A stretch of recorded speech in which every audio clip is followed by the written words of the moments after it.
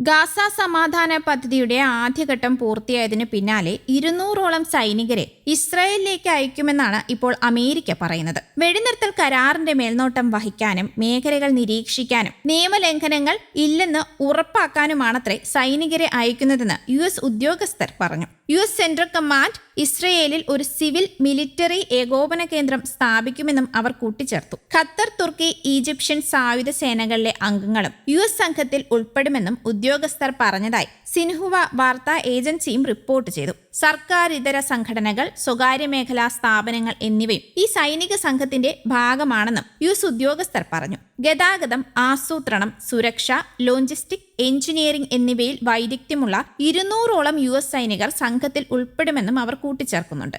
എന്നാൽ ഗാസയിലേക്ക് അമേരിക്കൻ സൈനികരെ അയക്കില്ലെന്നും അമേരിക്ക പറഞ്ഞതായും റിപ്പോർട്ടുകൾ ഇപ്പോൾ പുറത്തു വരുന്നുണ്ട്. അമേരിക്ക മുന്നോട്ട് വെച്ച ഗാസ സമാധാന പദ്ധതിയുടെ ആദ്യഘട്ടം ഇസ്രയേലും ഹമാസും അംഗീകരിച്ചതായി അമേരിക്കൻ പ്രസിഡന്റ് ഡൊണാൾഡ് ട്രംപ് കഴിഞ്ഞ ദിവസം അറിയിച്ചിരുന്നു. പലസ്തീൻ ഇസ്രയേൽ യുദ്ധം അവസാനിപ്പിക്കുന്നതിനായി ഇരു രാജ്യങ്ങളും സമ്മതിച്ചതായും US പ്രസിഡന്റ് ട്രംപ് തന്റെ ട്രൂത്ത് സോഷ്യലിലൂടെ അറിയിച്ചു. ബന്ദികളെ മോചിപ്പിക്കുന്നതിനും വെടിനിർത്തൽ ഉറപ്പാക്കുന്നതിനും ശാശ്വതമായ സമാധാനത്തിലേക്കുമുള്ള ആദ്യഘട്ടമാണിതെന്നും ട്രംപ് ഉറപ്പിച്ചു പറഞ്ഞിരുന്നു. ഇസ്രയേലും ഹമാസും ഞങ്ങളുടെ സമാധാന പദ്ധതിയുടെ ആദ്യഘട്ടം അംഗീകരിച്ച വാർത്ത പ്രഖ്യാപിക്കുന്നതിൽ എനിക്ക് ഏറെ സന്തോഷമുണ്ട്. എല്ലാ ബന്ദികളെയും ഉടൻ മോചിപ്പിക്കും എന്ന് തന്നെയാണ് ഇതിനർത്ഥം എന്നാണ് ട്രംപ് ട്രൂത്ത് സോഷ്യലിൽ കുറിച്ചത്. സമാധാന പദ്ധതി ലോകമാകെ അംഗീകരിക്കുകയാണ് ഇപ്പോൾ. ദ്വിരാഷ്ട്ര പരിഹാരത്തിനായുള്ള സുപ്രധാന അവസരമാണ് സമാധാന കരാറിലൂടെയുള്ള വെടിനിർത്തലെന്ന് ഐക്യരാഷ്ട്രസഭ മേധാവി അന്റോണിയോ ഗുട്ടറസ് പറഞ്ഞു. വിശ്വസനീയമായ രാഷ്ട്രീയ പാത മുന്നോട്ട് കൊണ്ടുപോകുന്നതിനും പലസ്തീനിലെ ഇസ്രയേൽ അധിനിവേശം അവസാനിപ്പിക്കുന്നതിനുമുള്ള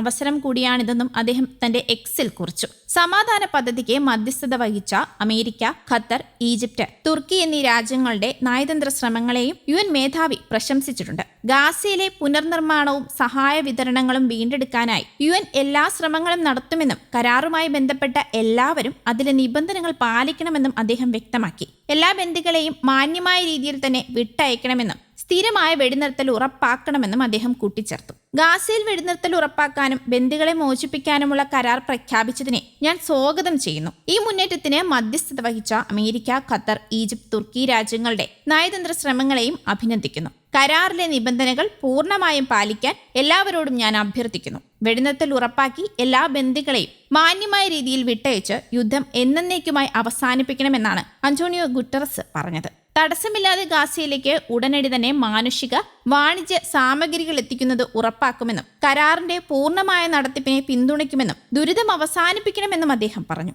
ഗാസയിലെ വീണ്ടെടുക്കൽ, പുനർനിർമ്മാണ പ്രവർത്തനങ്ങൾ എന്നിവ തങ്ങൾ തന്നെ മുന്നോട്ട് കൊണ്ടുപോകുമെന്നും അദ്ദേഹം കൂട്ടിച്ചേർക്കുന്നു. അതേസമയം പലസ്തീൻ ഭരിക്കേണ്ടത് പലസ്തീനിലെ മനുഷ്യരാണെന്നാണ് ചൈനയുടെ വിദേശകാര്യ മന്ത്രാലയ വക്താവ് ഗുവോ ജിയാകുൻ പറഞ്ഞത്. പലസ്തീൻ സമാധാനത്തിനായുള്ള ഏത് ശ്രമങ്ങളെയും ചൈന സ്വാഗതം ചെയ്യുന്നുവെന്നും അദ്ദേഹം പറഞ്ഞു. പലസ്തീനോട് ചൈനയുടെ എക്കാലത്തെയും നിലപാട് ഇതായിരുന്നുവെന്നും അദ്ദേഹം കൂട്ടിച്ചേർക്കുന്നുണ്ട്. ബെയ്ജിംഗിൽ നടന്ന വാർത്താ സമ്മേളനത്തിലാണ് ഗുവ ജിയാകുൻ പലസ്തീനോടുള്ള പിന്തുണ വീണ്ടും ആവർത്തിക്കുന്നത്. ഗാസയിൽ എത്രയും വേഗം സ്ഥിരമായ വെടിനിർത്തൽ സാധ്യമാകുമെന്ന് പ്രതീക്ഷിക്കുന്നതായും അദ്ദേഹം പറഞ്ഞു. അതേസമയം നൊബേൽ സമ്മാനം കിട്ടിയില്ലെങ്കിലും ഗാസയിലെ സമാധാന ശ്രമങ്ങളുമായി മുന്നോട്ട് പോകുമെന്നാണ് ഡൊണാൾഡ് ട്രംപ് ഇപ്പോൾ അറിയിച്ചിരിക്കുന്നത്. News desk, Kerala Kaumudi.